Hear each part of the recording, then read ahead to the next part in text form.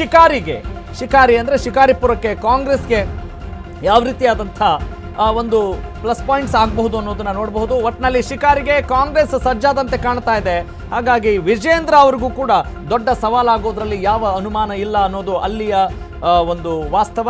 Full tension ಆಗಿದ್ದಾರೆ ಯಡಿಯೂರಪ್ಪ ಸನ್ ವಿಜೇಂದ್ರ ಅನ್ನೋ ಮಾಹಿತಿ ಇದೆ. ಫುಲ್ ರಾಜಕಾರಣ ಅಂತ ಹೇಳಿದಾಗ ನೀವು ಟೆನ್ಷನ್ ಆಗಿದ್ದೀರಾ ಅಂತ ಕೇಳಿದ್ರೆ ಟೆನ್ಷನ್ ಆಗಿದ್ದೀನಿ ಅಂತ ಹೇಳೋದಿಲ್ಲ. ಆದರೆ ಇದು ಸಹಜವಾಗಿ ಒಂದು ಸವಾಲು ತಂದೊಡ್ಡುವಂಥ ವಿಚಾರ ಅನ್ನೋದ್ರಲ್ಲಿ ಯಾವ ಅನುಮಾನ ಇಲ್ಲ. ಭವಿಷ್ಯವನ್ನ ನೆನೆದು ಟೆಂಪಲ್ ರನ್ ಮಾಡ್ತಾ ಇದ್ದಾರಾ BY ವಿಜೇಂದ್ರ ಅನ್ನುವ ಒಂದಿಷ್ಟು ಲೆಕ್ಕಾಚಾರಗಳು ಹರಿದಾಡ್ತಾ ಇದ್ದಾವೆ. ಶಿಕಾರಿಪುರ ಕ್ಷೇತ್ರದ ಕಡೆ ಹೆಚ್ಚು ಗಮನವನ್ನ ಹರಿಸಿದ್ದಾರೆ ವಿಜೇಂದ್ರ ಅವರು. 2028ರ ಅಸೆಂಬ್ಲಿ ಚುನಾವಣೆಗೆ BY ವಿಜೇಂದ್ರ ಅವರು ಕೂಡ ತಯಾರಿಯನ್ನ ನಡೆಸ್ತಾ ಇದ್ದಾರೆ. ಶಿಕಾರಿಪುರದಲ್ಲಿ ಬಿಜೆಪಿಯಿಂದ ಬೂತ್ ಮಟ್ಟದಲ್ಲಿ ಬಹಳ ಎಚ್ಚರಿಕೆಯಿಂದ ಅವರು ತಮ್ಮ ಕಾರ್ಯಕ್ರಮಗಳನ್ನ ರೂಪಿಸ್ಕೊಳ್ತಾ ಇದ್ದಾರೆ. ಅಂದರೆ ಅಲ್ಲಿ ವಾಸ್ತವ್ಯ ಹೂಡುವಂಥ ವಿಚಾರ ಇರ್ಬೋದು. ಪ್ರಮುಖವಾಗಿ ಬಳ್ಳಿಗಾವಿಯಲ್ಲಿ ರಾತ್ರಿ ವಾಸ್ತವ್ಯ ಹೂಡಿದ್ದಾರೆ ಬಿಜೆಪಿ ರಾಜ್ಯಾಧ್ಯಕ್ಷ BY ವಿಜೇಂದ್ರ. ಬಿಜೆಪಿ ಮುಖಂಡ ಮಲ್ಲೇಶ್ ಅವರ ಮನೆಯಲ್ಲಿ ವಿಜೇಂದ್ರ ಅವರು ವಾಸ್ತವ್ಯ ಹೂಡಿದ್ದಾರೆ ಅನ್ನೋ ಮಾಹಿತಿ ಇದೆ.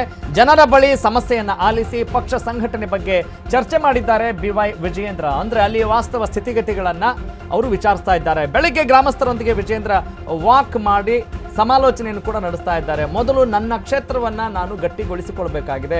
ಮುಂಬರುವ ಸವಾಲುಗಳಿಗೆ ನಾನು ಯಾವುದೇ ರೀತಿಯಾದಂಥ ತಲೆಕೆಡಿಸಿಕೊಳ್ಳದೆ ಸರಾಗವಾಗಿ ಗೆಲುವನ್ನು ಸಾಧಿಸಬೇಕು. ಆ ಕ್ಷೇತ್ರದ ಮನದಾಳವನ್ನು ಗೆಲ್ಲಬೇಕು.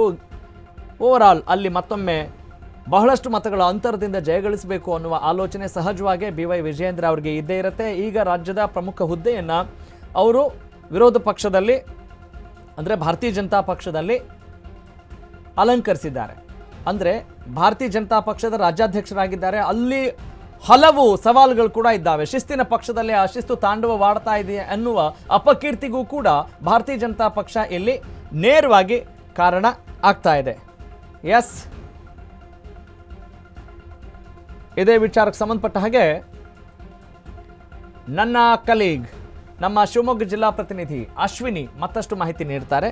Let's go to Ashwini. Ashwini, ರಾಜಕಾರಣ ನಿಂತ ನೀರಲ್ಲ. ರಾಜಕಾರಣದಲ್ಲಿ ಯಾರು ಶತ್ರು ಅಲ್ಲ, ಮಿತ್ರರಲ್ಲ. Anything can happen in politics ಅನ್ನೋ ಮಾತನ್ನು ಗಮನದಲ್ಲಿಟ್ಕೊಂಡು ಈ ಪ್ರಶ್ನೆ ನೋಡಬೇಕಾಗಿದೆ. ನಿಜಕ್ಕೂ ಕೂಡ BY ವಿಜೇಂದ್ರ ಅವರಿಗೆ ಮುಂಬರುವ ಚುನಾವಣೆಗೆ ಸವಾಲುಗಳು ಇದ್ದಾವ, ಯಾವ ರೀತಿ ಇದ್ದಾವೆ? ಅದರ ಜೊತೆಗೆ DK ಶಿವಕುಮಾರ್ ಅವರ ಈ ಕಾರ್ಯತಂತ್ರ, ರಣತಂತ್ರ ಎಷ್ಟರ ಮಟ್ಟಿಗೆ ಒಂದು ವಿಶ್ವಾಸವನ್ನು ಹೆಚ್ಚಿಗೆ ಮಾಡಬಹುದು ಅನ್ನೋದನ್ನು ಈ ಕ್ಷಣದಲ್ಲಿ ಹೇಳ್ಬೋದು ಅಂತ ಅನ್ಸುತ್ತೆ. Please go head. 2028ರ ಚುನಾವಣೆಗೆ ಬಿಜೆಪಿ ರಾಜ್ಯಾಧ್ಯಕ್ಷರಾಗಿರುವಂತಹ BY ವಿಜೇಂದ್ರ ಅವರ ವಿಜಯ ಯಾತ್ರೆಯನ್ನ ಕಟ್ಟಿ ಹಾಕುವ ನಿಟ್ಟಿನಲ್ಲಿ ಮುಖ್ಯಮಂತ್ರಿ DK ಶಿವಕುಮಾರ್ ಅವರು ರೂಪಿಸ್ತಾ ಇದ್ದಾರೆ. ಈ ಬಾರಿಯ ಶಿಕಾರಿಪುರ ಕ್ಷೇತ್ರದಲ್ಲಿ BY ವಿಜೇಂದ್ರ ಅವರಿಗೆ ಟಕ್ಕರ್ ನೀಡಲು ಕಳೆದ ಬಾರಿ ಅವರ ಅಪೋಸಿಟ್ ಕ್ಯಾಂಡಿಡೇಟ್, ಅದರಲ್ಲೂ ಇಂಡಿಪೆಂಡೆಂಟ್ ಕ್ಯಾಂಡಿಡೇಟ್ ಆಗಿದ್ದಂತಹ ನಾಗರಾಜ್ ಗೌಡ ಅವರನ್ನ ಕಣಕ್ಕೆ ಇಳಿಸಲು ಎಲ್ಲಾ ಸಿದ್ಧತೆಗಳನ್ನ ನಡೆಸಲಾಗ್ತಾ ಇದೆ. ಅದೇ ನಿಟ್ಟಿನಲ್ಲಿ ನಾಗರಾಜ್ ಗೌಡ ಅವರು ಕೂಡ ಆ ಕ್ಷೇತ್ರದಲ್ಲಿ ಜನರಿಗೆ ತೀರಾ ಹತ್ತಿರವಾಗ್ತಾ ಇದ್ದಾರೆ. ಒಂದು ಭಾಗದಲ್ಲಿ ನೋಡ್ತಾ ಹೋದ್ರೆ ಮಾಜಿ CM BS ಯಡಿಯೂರಪ್ಪ ಅವರ ಪುತ್ರರಾಗಿರುವಂತಹ BY ವಿಜೇಂದ್ರ ಅವರನ್ನ ಸೋಲಿಸಲು ಯಾವೆಲ್ಲ ರಣತಂತ್ರವನ್ನ DK ಶಿವಕುಮಾರ್ ಅವರು ಮಾಡ್ತಾ ಇದ್ದಾರೆ ಅಂದ್ರೆ, ಆ ಕ್ಷೇತ್ರದಲ್ಲಿ ಆಕ್ಚುಲಿ ಈಗ ನಾಗರಾಜ್ ಗೌಡ ಅವರು ಅಲ್ಲಿ ಕ್ಷೇತ್ರದ ಜನರ ಸಮಸ್ಯೆಗಳನ್ನ ಆಲಿಸ್ತಾ ಇದ್ದಾರೆ. ಒಂದು ಭಾಗದಲ್ಲಿ ಇನ್ನೊಂದು ಕಡೆ ನೋಡ್ತಾ ಹೋದ್ರೆ BY ವಿಜೇಂದ್ರ ಅವರು ಕ್ಷೇತ್ರ ವಾಸ್ತವ್ಯ ಮಾಡಿರೋದು ಈ ಕಳೆದ 3 ವರ್ಷಗಳಲ್ಲಿ ಕಡಿಮೆ ಆಗಿದೆ. ಅವರು ರಾಜ್ಯ ರಾಜಕೀಯದಲ್ಲಿ ಹೆಚ್ಚಾಗಿ ಬೆಳೀತಾ ಇದ್ದಾರೆ ಅನ್ನೋದು ಒಂದು ಭಾಗವಾದ್ರೆ, ತನ್ನ ಸ್ಥಳೀಯ ಕ್ಷೇತ್ರದ ಮತದಾರರ ಗೋಳಕ ಕೇಳ್ತಾ ಇಲ್ಲ ಅನ್ನೋದು ಸ್ಥಳೀಯ ಕ್ಷೇತ್ರದ ಮತದಾರರ ಮಾತಾಗಿದೆ ಅಂತಾನೆ ಹೇಳ್ಬೋದು. ಕಳೆದ ಬಾರಿ ಚುನಾವಣೆಯಲ್ಲಿ ಬಿಜೆಪಿಗೆ ಆಪೋಸಿಟ್ ಆಗಿ ಕಾಂಗ್ರೆಸ್ ಒಂದು ಬಲಿಷ್ಠ ಅಭ್ಯರ್ಥಿಯಾಗಿ ನಾಗರಾಜ್ ಗೌಡ ಅವರನ್ನ ನಿಲ್ಲಿಸಿದ್ದಿದ್ರೆ, ಹೋದ ಚುನಾವಣೆಯಲ್ಲೇ ಒಂದು ಬಿಜೆಪಿಯ ಭದ್ರಕೋಟೆ, ಅದು BSY ಅವರ ಭದ್ರಕೋಟೆಯಲ್ಲೇ ಬೇರೆ ಮಾತಾಗ್ತಾ ಇತ್ತು ಅನ್ನೋದು ಅಲ್ಲಿನ ರಾಜಕೀಯ ತಜ್ಞರ ಮಾತಾಗಿದೆ ಅಂತಾನೆ ಹೇಳ್ಬೋದು.